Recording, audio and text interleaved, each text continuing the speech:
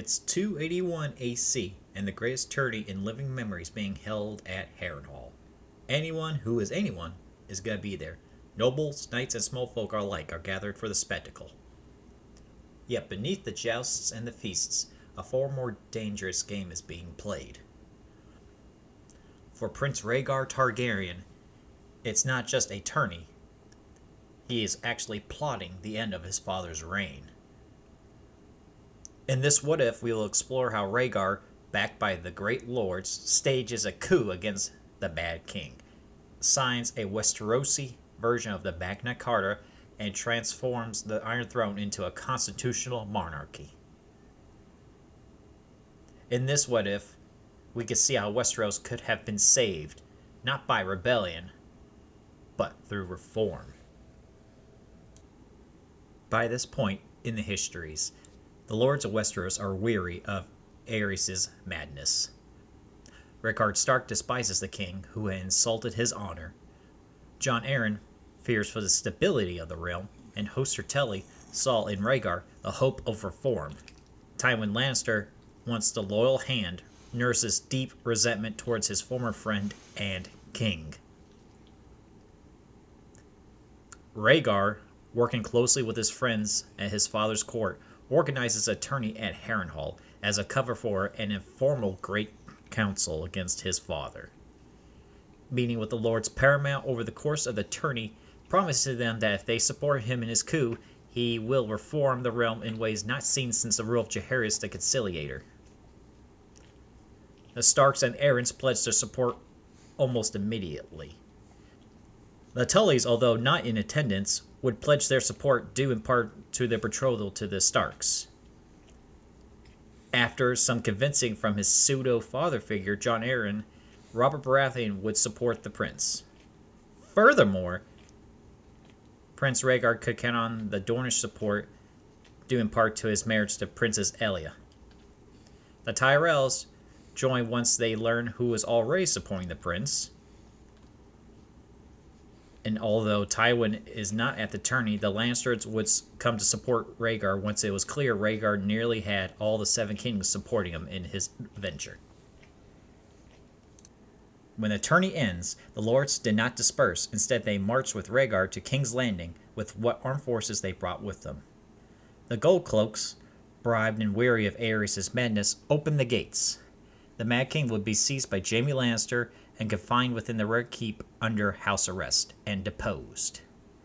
Varys, the Mad King's spymaster, would be curiously absent and seemed to disappear from the Red Keep entirely. For the first time in 3 centuries, a Targaryen king was overthrown not by rebellion, but by his own son. To understand Rhaegar's reforms, we must briefly look at our own history. In 1215, King John of England faced his own rebellion. His barons forced him to sign a charter at the town of Runnymede. It would become known as the Magna Carta, or the Great Charter.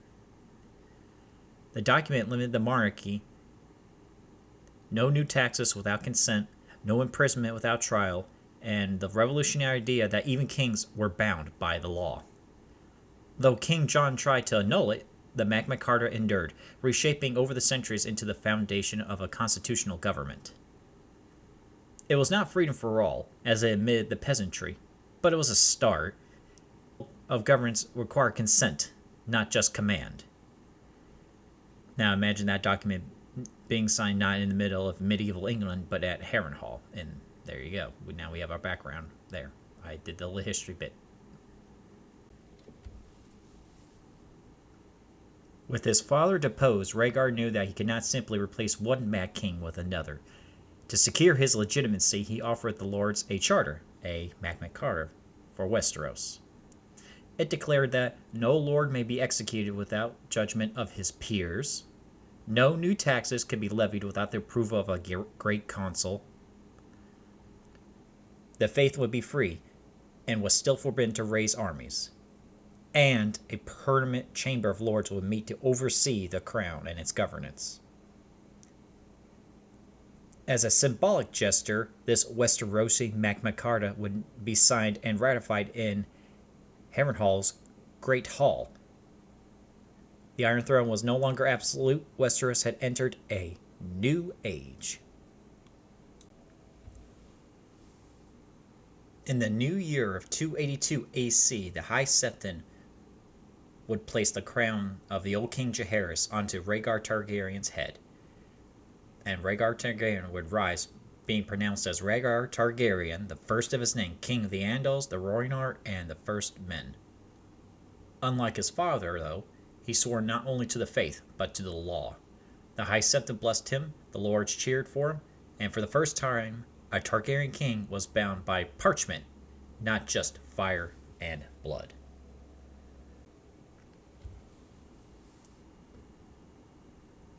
Rhaegar worked swiftly to implement these new changes in governance of the Seven Kingdoms, reshaping it from the ground up. The informal Great Council would become a parliament with one chamber. That chamber we called the House of Lords, consisting of the great houses and their bannermen. Their powers would include 1. Consent on taxation. Just as the English barons gained a veto power over the king, in 1215 the lords of Westeros would control taxation. Rhaegar could no longer raise funds for wars or royal projects without the consent of the Chamber of Lords. 2. Judgment by peers. Nobles could no longer be executed, mutilated, or dispossessed simply by royal decree.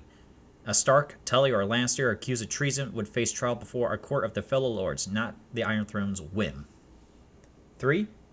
Security Council of Lords. Like the 25 barons in 1215, Westeros would establish a permanent council of great houses empowered to enforce the Magna Carta. If Rhaegar or future kings broke the charter, this council could withhold taxes, refuse armies, or even lawfully rebel until compliance was restored. 4. Limits on royal justice. The king could no longer sell justice through bribes, favoritism, or even fear. Courts, like those of the Hand of the King or the Master of Laws, would be held accountable to Parliament, and the lords and small folk alike could appeal abuse to the higher courts, making the law less arbitrary. And 5. Influence on the faith. Just as the church helped enforce Magna Carta in England, the faith of the Seven would gain a constitutional role. A representative of the faith would sit in Parliament as equal voice to the lords, and empowered to remind the king that he swore his oath before gods as well as men. The small council of the king would become a royal cabinet, subject to parliamentary scrutiny. The members of Rhaegar's small council would be the Hand of the King would be Jon Arryn. Master of Laws would be Rickard Stark. The Master of Coin would be Tywin Lannister. The Master of Ships would be Paxter Redwine. Master of Whispers would be Oberyn Martell. The Master of War, a new position responsible for organizing, training, and the maintenance of armies, would be Robert Baratheon. The Grey Maester would be Grey Maester Pycelle, representing the Citadel. A new position would be created for the faith called the Grand Septon, and this will be filled by Lucien Frey. This position represented the faith in the stead of the High Septon, which in time would become the heir apparent to becoming the High Septon itself. Lord Commander of the Kingsguard would be Sir Arthur Dayne. And finally, the Lord Commander of the City Watch would be Richard Lonmouth. Rhaegar would not have to wait long for his new system to be tested, and that trial came quickly. And it would come from the Iron Islands. Being absent from the tourney of Harrenhal, the Greyjoys were not part of King Rhaegar's coup and the reforms afterward. Although coming from a family that has a fierce reputation and prided itself on naval prowess, it was not offered the position of Master of Ships. Seeing this new parliamentary system of lords as weak and ineffective, Balon Greyjoy declared that no southern king could bind salt and stone, and declared himself king of the Iron Islands and launched raids along the western coast. Rhaegar could not simply march to war and called his lords for an emergency parliamentary meeting. While it took some time for the lords to gather, once they did, the debate was quick, and the Iron Throne was at war with the Ironborn. Paxter Redwine would command the royal fleet, and Robert Baratheon would be in overall command of the army.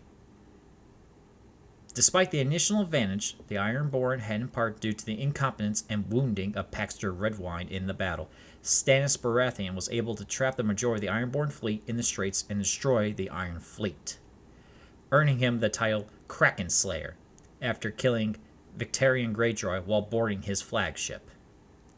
With the sea secure, the army in command of Robert Baratheon was able to land safely on the island of Pike, home of the Greyjoys. After a swift siege and battle, the castle on Pike would be captured, resulting in the death of all of Balon's sons except for one, Theon. The peace terms to the Greyjoys were generous. Many Westerland and Reacher lords wanted revenge. But after much debate, cooler heads prevailed. Balon would keep his lands and titles, but his children would be warded with other houses on the mainland. Thus, Rhaegar and his new kingship government passed its first test. In this what-if scenario, Rhaegar Targaryen is not remembered as the doomed prince of prophecy, but as the lawgiver king by the great lords. To the small folk, he was Rhaegar the Peacemaker. To the Faith of the Seven, he was called the Oathbound. To the Maesters, he was called the Binder. And to the singers, they would pen him as Rhaegar, the Harp and Crown. In this alternate history, Rhaegar Targaryen gave Westeros a gift. Not fire and blood, but law and liberty. Hi everyone, Blue here. First of all, thanks for watching. If you watched, like, comment, subscribe, you know what to do. That's all I got for now. See you later. Bye for now.